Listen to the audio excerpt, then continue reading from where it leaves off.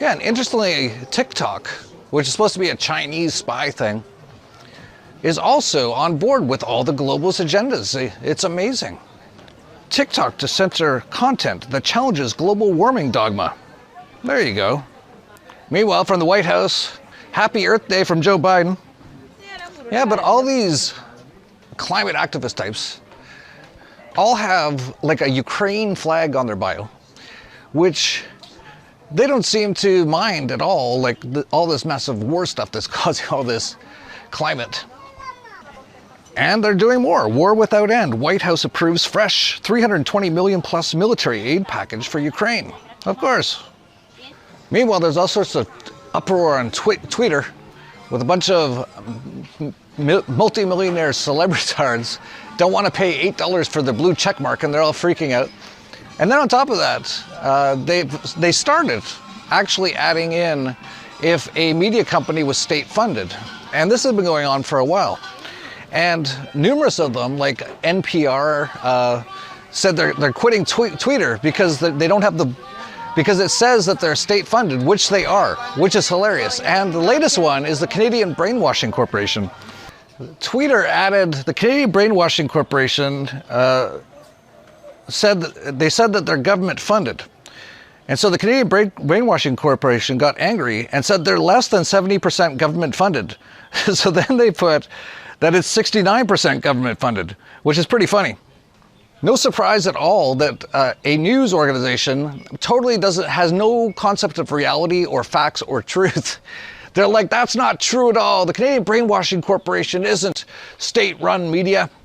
It's like, okay. It's clear that they let us off the hook for a very good reason, because we paid them $600 million. Yeah, they said, our journalism is impartial and independent. Total lies. To suggest otherwise is untrue. Lie. That is why we are pausing our activities on Twitter. And then they put it in French because that's Canadian government law to do that. Here's something interesting. Just after that, all of a sudden, all of those mentions of state media got dropped. Elon Musk's Twitter drops a label describing organizations as government funded. CBC's government-funded label vanished Friday, along with the state-affiliated tags on media accounts, including Sputnik and RT in Russia and Xinhua in China. So that's interesting. Wonder what happened there. He probably got a call from the big office from Satan Claus. I don't do that. But it's amazing because they all came out and they're like, that's a lie. It's like, it's not a lie at all. Like at all. Not even close. Lucy, don't go in there. That's not a restaurant anyway. Yeah, there's no food in there. I don't know what they're thinking. Oh, there's a little furry one. Those ones look, I don't know if that's the same as me or what that is. It's small though, seems nice. Oh, here's a little bit bigger one. Lots of dogs here. But of course, all the politics and all the selections are always just, they give you two options and it's basically they're the puppets of the same people.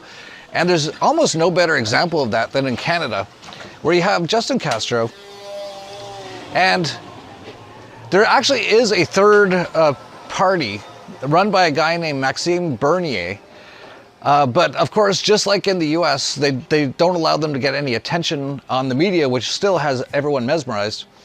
And so in Canada, they've actually got this other guy, his name's Poilievre or something. So here's the two people you could basically vote for. Justin Castro in a surgeon's mask and Poilievre in a surgeon's mask. I think his name's Poilievre. Something like that. And here's Justin Castro dressed as a Hindu, and there's the other one. And then there's Justin Castro supporting Ukraine, and then there's the other option you have. And then there's Justin Castro in his sort of Chinese, sort of occult-looking gear, and the other guy with his blue one on. Exact same things.